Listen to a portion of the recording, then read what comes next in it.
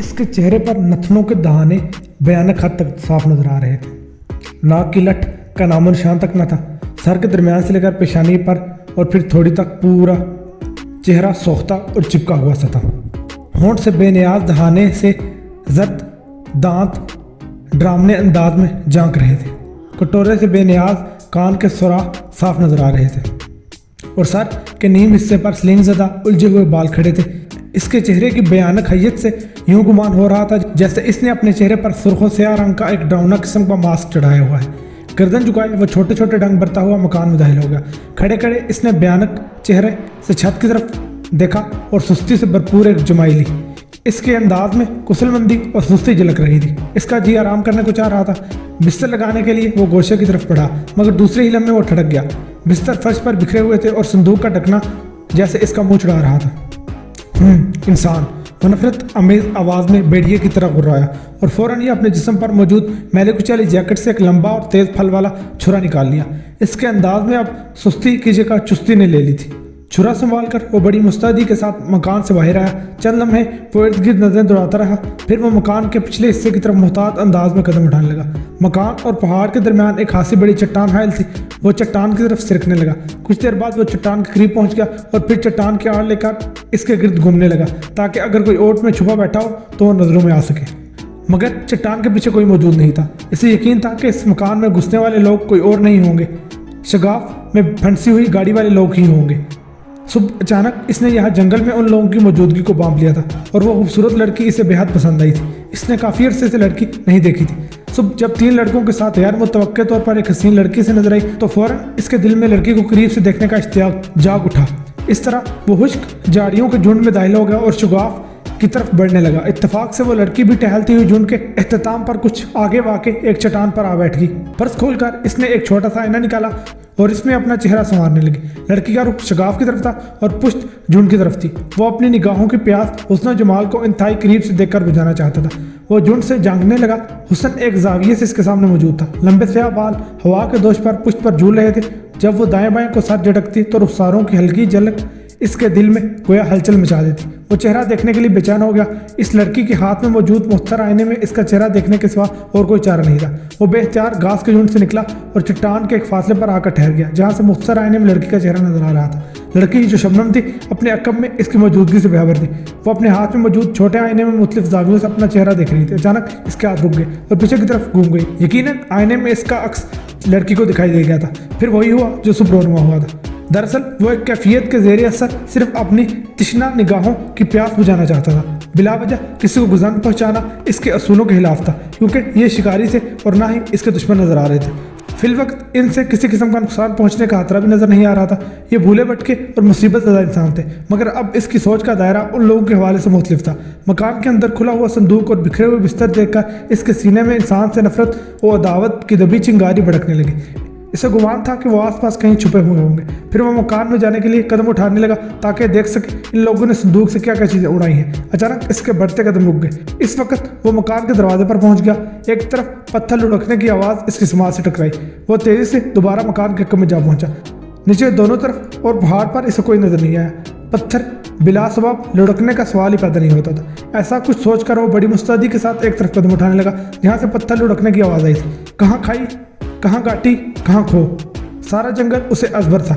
وہ انسان تھا مگر تہذیب سی دنیا سے بددل ہو کر دور ویرانے جنگل میں آبسا تھا۔ اب وہ خود کو ذہنی حوالے سے انسان نہیں بلکہ جانور اور انسانوں کے درمیان خود کو ایک الگ تھلگ مخلوق تصور کیا کر رہا تھا۔ اسے انسان کی چالاکیوں اور سازشوں کا اچھی طرح سے اندازہ تھا۔ آخرکار تم لوگ مجھ سے کب تک چھپ سکتے ہو؟ تم لوگوں کی گاڑی جو میرے علاقے میں آ پھنسی ہے، وہ بڑبڑایا۔ چھرا سنبھالتا ہوا اس جگہ پہنچ گیا جہاں چند فٹ بلندی پر کھو واقع تھی۔ اس کا جسم تن گیا۔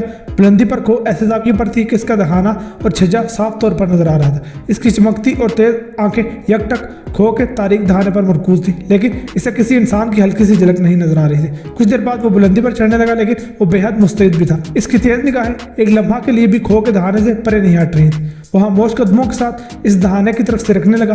چند لمحوں کھڑا رہنے کے بعد اس نے سر قدرے آگے بڑھایا اور دہانے کے اندر جھانکا۔ اندر گہری تاریکی تھی۔ تیز اور چمکیلی دھوپ میں رہنے کے باعث اس کی آنکھیں اندر کا منظر بھر وقت دیکھنے کے لیے تیار نہ تھی۔ وہ چاروں کھو کے اندر دب کے بیٹھے تھے۔ باہر سے جانگتا ہوا اس کا ڈراؤنا چہرہ ان کے سامنے تھا۔ چاروں اسے قریب سے دیکھ کر دہل کر رہ گئے۔ بغیر ناک اور ہونٹ والا डिजिटल किस्म का वो डरावना सा मास्क नहीं था जिसे काशिफ और शबनम थोड़ी देर पहले मास्क समझ रहे थे, बल्कि वो इसका असल चेहरा था। सोखता और पिचकी हुई स्याह सुर्ख भयानक सूरत जिसे देखकर अब शबनम की हालत गैर हो रही थी। अजमल पूरी तरह तैयार हो गया। पल पल उसकी आंखें गार की तारीकी से मानूस होने लगी। गार के अंदर इसे चारों नजर आने लगे। अजमल के हाथ में इसने पिस्तौल भी देख लिया जिसका रुख इसकी तरफ था। पल भर की ताहीर इसकी डरावनी सूरत में एक मुहिब सुराख छोड़ जाती। वो फौरन पीछे सिरका और ऐन इसी लम्हे पिस्तौल की नाल से शोला लपका। जंगल की पुरसकूत फिजा फायर की आवाज़ से तार तार हो गई। वो बड़ी तेजी के साथ पत्थर और झाड़ियाँ फलांगता हुआ नीचे आया और एक चट्टान की ओर ले ली। छुरा बदस्तूर इसके हाथ में मौजूद था और नीचे बेशुमार पत्थरों में से इसने एक पत्थर उठाया जो इसकी मुट्ठी में पूरी तरह समा गया। पिस्तौल संभालता हुआ अजमल खो से निकला और हर तरफ निगाह दौड़ाने के बाद अपने साथियों को खो से निकलने का इशारा किया।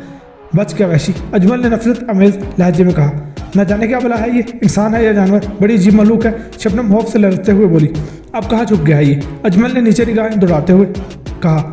मकान के पीछे चट्टान की ओर से चारों ऐन उसी वक्त चुपके से निकले थे जब वो मकान के अंदर दाखिल हुआ था। इससे कबल के खुला हुआ संदूक और बिखरे बिस्तर देखकर वो चौंक जाता। वो चारों तेजी से निकलकर बुलंदी पर आ गए और खो देखकर इसमें छुप गए। मगर खो में दाखिल होते वक्त ज़ीशान के पाँव की ठोकर से एक पत्थर नीचे लुढ़क गया जिससे इनकी पोजीशन का अंदाजा हो गया था। चलो नीचे देख लेते हैं, लेकिन चौकस रहना, वो नीचे कहीं छुपा हुआ होगा, अजमल ने कहा। और फिर चारों एक दूसरे से आगे पीछे नीचे उतरने लगे। अजमल सबसे आगे था। कुछ देर बाद ही वो चारों नीचे हमवार जमीन पर पहुंच गए। चट्टान की ओर में छुपा वो पहल करने के लिए जहनी तौर पर आमादा था। अब वो सिर्फ एक मामूली से मौके की ताक में था। पलकें जब कहे बगैर इसकी औकाबी नजरें यकटक पिस्तौल से मुसल्लह शख्स पर ठहरी हुई थी। चट्टान से इनका फासला बतदरीज कम हो रहा था और वो ऐसे जाविये से चट्टान के आड़ लिए हुए था कि सामने से हल्की सी झलक भी नजर नहीं आ सकती थी, जबकि वो सामने देख सकता था। ऐसा मौका मिल गया जिसकी ताक में वो था। चट्टान की आड़ से बर्क रफ्तारी के साथ निकला। अजमल को संभलने का मौका ना मिला। दूसरे ही लम्हे इसके हाथ में मौजूद पिस्तौल जन से आने वाले पत्थर की चोट से दूर जा गिरा, बल्कि इसका हाथ भी किसी कदर घायल हो गया। चट्टान की ओर से निकलते ही इसने अजमल के हाथ पर मौजूद पिस्तौल पर पत्थर खींच मारा था। इसे अपने निशाने पर भरपूर भरोसा था। इसका नतीजा भी तवक्को के मुताबिक निकला। इससे कबल कि वो अपने सफाक छुरे का वार ख्वास बहाता अजमल पर करता, ऐन वक्त पर ज़ीशान ने बड़ी फुर्ती का मुजाहरा करते हुए ज़मीन पर पड़े हुए पिस्तौल की तरफ जकन भरी और पिस्तौल ज़मीन से उठा कर नीचे लेटे लेटे इसका निशाना लेकर एक के बाद दीगरे ट्रिगर दबाता चला गया। गोलियों की तरतराहट से जंगल की पुरसकून फिजा में अरताश पैदा हो गया। अंधाधुंध गोलियों की बौछार में वो मुंह से एक आह निकालता हुआ एक तरफ घुमा और तेजी के साथ भागता हुआ चट्टानों के दरमियान पहुंचकर नजरों से ओझल हो गया। इसके बाईं बाजू से लहू रिस रहा था। दर्द की टीसें उठ रही थी। वो रुका नहीं, जख्मी होने के बावजूद तेजी से आगे बढ़ता गया। इसका रुख मशरक की तरफ था जहाँ दूर इसका दूसरा और महफूज ठिकाना वाक़ था। बहुत खूब ज़ीशान, वरना वो मुझ पर कारीवार करता। ज़ीशान ने ज़मीन से उठने के बाद हाली पिस्तौल जब अजमल की तरफ बढ़ाया तो अजमल अपना पिस्तौल लेते हुए सत्ताईशी लहजे में बोला, मैंने भी कहाँ कमाल किया, पूरा मैगजीन खाली कर दिया और वो साफ बच के निकल गया। ज़ीशान मुरव्वत से बोला। इसके मुंह से आह की आवाज़ हारिज हुई। यकीनन वो ज़ख्मी हो चुका है। अब चट्टानों के दरमियान देखते हैं वो किस हालत में है। काशिफ बोला। गोली इसके बाजू में लगी और भागते हुए वो जरा लड़खड़ाया भी नहीं। अंदाज़ा किया जा सकता है कि वो मामूली हद तक ज़ख्मी हुआ है। ज़ीशान ने बताया। चलो अब चल कर देखते हैं कि आगे क्या सूरत हाल है। अजमल एक दफ़ा फिर बोला। गुमान है वो छुप छुपा कर यहाँ से निकल गया होगा, ज़ीशान ने कहा। अजमल और काशिफ दोनों इसकी बात से इत्तफाक कर रहे थे। हमें इससे लड़ने की बजाय यहाँ से निकलने के बारे में सोचना होगा, काशिफ ने कहा। याद रहे कि मैं एक पुलिस ऑफिसर हूँ और वो एक वहशी मुजरिम। न सिर्फ 5 शिकारियों की गुमशुदगी में इसका हाथ मुलव्वस है, बल्कि हम पर हमला करने का भी मुर्तकिब हुआ है। हमने जो कुछ किया है अपने दिफा के लिए किया है। मैं इसे जिंदा या मुर्दा हर हालत में पकड़ कर अपने साथ ले जाऊँगा, अजमल ने हतमी अंदाज में कहा। काशिफ सही कह रहा है, हमें यहाँ से निकलने के बारे में सोचना होगा। हमारी इतलात के मुताबिक हमारे पास सिर्फ एक भरा हुआ मैगजीन है, शायद वो एक से भी ज़्यादा हो सकते हैं। गिरफ्तारी और मरने मारने का काम किसी और वक्त पर छोड़ दो। शबनम जो अब तक खामोश थी बोली। हमारे पास फिर भी भरा हुआ एक मैगजीन है। इसके पास अगर एक अदद कारतूस भी होता तो वो हम पर दाग चुका होता। एक छुरे से हमला करने की कोशिश न करता। इसके और साथी होते तो अब तक सामने आ चुके होते। यहाँ से हमारा निकलना आसान भी नहीं है। बिलफर्ज इसे छोड़कर आसानी के साथ निकल भी गए तो यहाँ बेफिक्री के साथ बैठकर पुलिस के हाथों अपनी गिरफ्तारी या मारे जाने का इंतजार नहीं करेगा, अजमल ने याद दिलाने वाले अंदाज में कहा। और फिर चारों खामोशी के साथ चट्टान के पास पहुंच गए। एक दो जगह पर लहू के ताज़ा कतरे नजर आ रहे थे, लेकिन वो खुद कहीं नजर नहीं आ रहा था। वो एक चौड़े पाट वाले बरसाती नाले के किनारे पहुंच चुका था जो 2 पहाड़ों के दरमियान बड़ी सुस्त रवि के साथ बह रहा था। वो बरसाती नाले में उतर गया और घुटनों घुटनों तक यह बस्ता पानी में छपाक छपाक की आवाज़ पैदा करता हुआ कुछ ही देर बाद दूसरे किनारे पर निकल गया, मगर रुका नहीं, किनारे किनारे चलता रहा। इससे अपने बाजू के जख्म का अंदाजा हो रहा था जिससे दर्द की टीसें बराबर उठ रही थी, मगर घाव ज़्यादा गहरा नहीं था। इसे जख्मी बाजू को हरकत देने में ज़्यादा दिक्कत नहीं हो रही थी, जिसका मतलब था हड्डी सही और सालम हालत में है और गोली सिर्फ गोश्त को चीर कर निकल गई थी। सामने किनारे पर पहाड़ की आगोश में जंगली बेरी के कई पेड़ एक दूसरे के बराबर खड़े नजर आ रहे थे। सुर्ख बेरियों से लदी फंदी इनकी झुकी हुई शाखें हवा के झोंकों से झूम रही थी। वो पहले आने वाले पेड़ के नीचे एक चौड़े पत्थर पर बैठ गया। सूर्य की किरणें शाखों के दरमियान से छिन छिन कर आ रही थी और उन मौसम में किरणों का ये अंदाज एक फरत अंगेज समा पैदा कर रहा था। ये जगह सस्ताने के लिए मौजूद भी थी और महफूज भी। पानी से भरे हुए बूट पैरों से उतारने के बाद इसने जिस्म पर मैली कुचैली गर्म जैकेट और फिर इसके नीचे मौजूद मैली शर्ट भी उतार दी। अब इसके जिस्म का बालाई हिस्सा बरहना था। वो बाजू के जख्म का मुआयना करने लगा। वाकई खुशकिस्मती से गोली कंधे से नीचे बाजू के नर्म गोश्त को चीर कर निकल गई थी। घाव ज़्यादा मुहलक नहीं था, चंद दिनों में भरने का इम्कान नजर आ रहा था और ऐसे मामूली घाव इसके लिए नए नहीं थे कि वो घबरा उठता। इसका वजूद जख्मों से भरा हुआ था। इसकी रूह तो जख्मों से ऐसी छिलनी छिलनी थी कि वो रंगो नूर की दुनिया से दिल बर्दाश्ता होकर दूर जंगल की तारीकियों में आ बसा था। ये देखे और अनदेखे गाँव इसे इंसानों की तरफ से मिले थे। वो खुद एक इंसान था मगर इसे इंसान नाम की मखलूक से चिढ़ थी और वो खुद को जहनी हवाले से इंसान समझने के लिए भी तैयार न था। यहाँ भी लोग आकर मुझे जीने नहीं देते। इसके दिल में एक हुक सी उठी, इन्हें मरना है या मुझे, अब फैसला जल्द होगा। वो गुस्से के आलम में सोचता रहा। ऐसे नफरत अंगेज ख्यालात के ज़रिए सर इसने अपने महफूज ठिकाने की तरफ जाकर छुपने का इरादा तर्क कर दिया, जो यहाँ से काफ़ी फासले पर बुलंदो वाला पहाड़ों के दरमियान वाक़ था। मुख्तलिफ जड़ी बूटियों से तैयार करदा चंद दिनों के अंदर इंतजाम को मुंतमिल करने वाले सफूफ और एक तेज धार वाला बुगदा भी महफूज ठिकाने मौजूद था। लेकिन अब इसे हदसा लाक हो रहा था कि ताहीर हो जाने की सूरत में ये लोग कहीं इसके हाथ से न निकल जाए, क्योंकि महफूज ठिकाने के दोनों तरफ के सफर में अच्छा खासा वक्त सर्फ होता। इसे अब इस बात का बेहद कलक हो रहा था कि इसने एक अदद कारतूस भी अपने पास बचा कर नहीं रखा। सारे कारतूस खरगोश और परिंदों के शिकार पर सर्फ कर दिए और राइफल बेकार पड़ी थी। इसने राइफल पर ध्यान देना छोड़ दिया और इन्हें महफूज ठिकाने पर रखने की बजाय पत्थर वाले मकान में छोड़ दिया था। इसने जैकेट की जेब में कपड़े का एक बड़ा सा टुकड़ा निकाला और इसे दरमियान में चीर कर इसके 2 टुकड़े कर दिए। पानी में एक टुकड़ा भिगोकर जहम साफ करने लगा। जहम साफ करने के बाद इसने दूसरे टुकड़े से पट्टी बनाकर जहम पर बांध ली। शर्ट पहन ली और इस पर जैकेट पहन लेने के बाद बूट पहन लिए। फिर वो पेड़ की तरफ मुतवज्जो हुआ। ऊपर खट्टे मीठे सुर्ख बेरों से लदी खुदी शाहें हवा के झोंकों से धीरे धीरे झूल रही थी। ये देखकर इसके मुंह में पानी आ गया। वो अपनी जगह से उठा और हाथ शाह की तरफ बुलंद किया। थोड़ी सी कोशिश के बाद शाह इसकी पकड़ में आ गई। शाह को अपनी तरफ खींचकर वो बेर तोड़ कर खाने लगा। भूख इससे गजब की लगी हुई थी। कल का सारा दिन और सारी रात बारिश और सख्त सर्दी में शिकार ढूंढने में लगी थी। वो आमतौर पर खरगोश का शिकार किया करता, लेकिन इसे किसी खरगोश की एक झलक भी नजर आई जो इन्हें पत्थर से शिकार करने में माहिर हो चुका था। खाने के काबिल जंगली फल और पौधों की बहुतात थी, मगर सर्दी के इस मौसम में जो मज़ा खरगोश के ताज़ा गोश्त में था वो इनमें कहा। नाकाम शिकार से लौट कर आने के बाद इसका इरादा मकान में कुछ आराम करने का था ताकि वो दोबारा शिकार के लिए ताज़ा दम हो सके, मगर हालात एकदम बदल गए। इसे थकावट का अंदाज़ा हो रहा था। खट्टे मीठे बेर खाली पेट में उतारने के बाद वो चट्टान से पाँव फैलाकर लेट गया ताकि चंद मिनट के लिए सस्ता ले। वो अच्छी तरह जानता था कि गाड़ी को शिगाफ से निकालना कोई मामूली काम नहीं है और गाड़ी के बगैर पैदल कम वक्त में ज़्यादा दूर निकल जाना भी मुश्किल है। अगर वो यहाँ गफलत की नींद सो गया तो वो यकीनन सवारी के बगैर भी इसके हाथ से निकल सकते हैं। इसलिए इसने कोशिश की कि इसकी आंख न लग जाए। इसकी नज़रें ऊपर बेरू से लदी फुंदी झूमती लहराती शाहों पर जमी हुई थी। इसे सुकून और तमानियत का एहसास हो रहा था और गाँव के दर्द में भी कमी महसूस हो रही थी। अचानक इसका ज़हन माजी की तरफ भटक गया और निगाहों के सामने जैसे एक फिल्म सी चलने लगी। माँ और इसके छोटे भाई उबैद का सरापा इसकी नज़रों के सामने चकराने लगा। एक दफ़ा फिर इसका सुकून गारत हो गया जो जिस्म से ज़्यादा इसकी रूह को तड़पा रहा था। इसकी उम्र लगभग 14 बरस कबल 12 साल थी। इसका नाम जान आलम था। माँ प्यार से इसे जम्मन कहकर बुलाती थी, जिसकी वजह से जान आलम की बजाय सिर्फ जम्मन ही इसकी शनाख्त बन गया। माँ और 5 साल का भाई उबैद इसकी कुल कायनात है। जम्मन को वाजबी सी तालीम भी हासिल करने का मौका नहीं मिला, जिसमें माशी तंगदस्ती के साथ उसके वालिद की नशे की लत भी कार फरमा थी। वो अपना कमाया सारा नशे में उड़ा देता। जब से जम्मन ने होश संभाला था वो अपने वालिद को शराब की लत में उतला पाता था। जम्मन की माँ ने अपने शोर की ये हालत देखी तो अपने बच्चों की कफालत का जिम्मा खुद अपने कांधों पर उठाने के लिए कमर बस्ता हो गई। वो आसपास पड़ोस के घरानों से कपड़े धोकर और बर्तन मांजकर अपने बच्चों का पेट पालने लगे। जम्मन जब वालिद की ये हालत देखता तो उसे वालिद के साथ साथ मनशियात फरोशों से भी सख्त नफरत होने लगी और नफरत की वजह वालिद के माशी मामलात में गैर जिम्मेदारी नहीं बल्कि वालिदा पर तशद्दुद था, जो वह नशे की हालत में किसी मामूली सी बात पर भी फौरन भड़क कर किया करता था। माँ का हमेशा से ये कहना था कि इसे ऐसी बुरी लत रफ़ीक मर्चेंट की दुकान से पड़ी जहाँ वो काम करता था, जबकि इससे कबल वो नशे के नाम से भी दूर भागने वाला एक सीधा साधा इंसान था। रफ़ीक मर्चेंट कपड़ों की दुकान के आड़ में शराब फरोशी का गैर कानूनी धंधा करता था। इलाके की पुलिस को भी इसके असल कारोबार का इल्म था, मगर इसका कोई बाल भी भीखा नहीं कर सकता था। इसके पीछे एक बाअसर सियासी शख्सियत का हाथ था जो हर इलेक्शन में कामयाब होने के बाद बनने वाली हर नई सूबाई हुकूमत में किसी न किसी तरह वजारत का कदमदान जरूर संभालता था। रफीक मर्चेंट इसके हर इंतखाबी मुहिम में हमेशा बड़ी सरगर्मी से हिस्सा लेता और इलाके में इसके हक में एक अच्छा खासा वोट बैंक हासिल करने में कामयाब होता। इस तरह रफीक मर्चेंट ने इलाके में अपना एक असर कायम कर रखा था। पुलिस और मंशियात के तदारक के इदारे सिर्फ अपनी चाय पानी वसूल करते थे।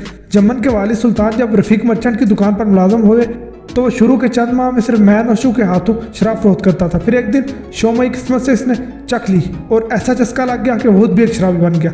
जम्मन ने आज तक इसे अपनी माँ के हाथ पर फूटी कोड़ी रखते नहीं देखा था। वो कभी बाजार से बच्चों के लिए खिलौना और खाने पीने की चीज़ें खरीद कर नहीं लाया था। सुल्तान जहाँ कमाता वहीं पर उड़ाता। रफीक मर्चेंट की दुकान पर वो माहवार तनहा पर मुलाजमत करता था, मगर मुफ्त की शराब इसे मिलती नहीं थी। खसूसन शाम के वक्त दुकानों पर मैन नशो का तांता बनता रहता था। इसके अलावा मखसूस ग्राहकों के लिए इनके रिहाइशगाहों पर शराब बेचने का इंतजाम था। जम्मन को रफीक मर्चेंट पर ताव आने लगा, जो माँ की बातों का नतीजा था। वो बच्चा था, इसे अपनी हैसियत और रफीक मर्चेंट की ताकत का अंदाजा कहा था। वो एक दिन रफीक मर्चेंट की दुकान के सामने पहुंच गया। शाम का वक्त था। अमूमन शाम के वक्त रफीक मर्चेंट खुद दुकान पर आया करता था और इस वक्त भी वो दुकान पर मौजूद था।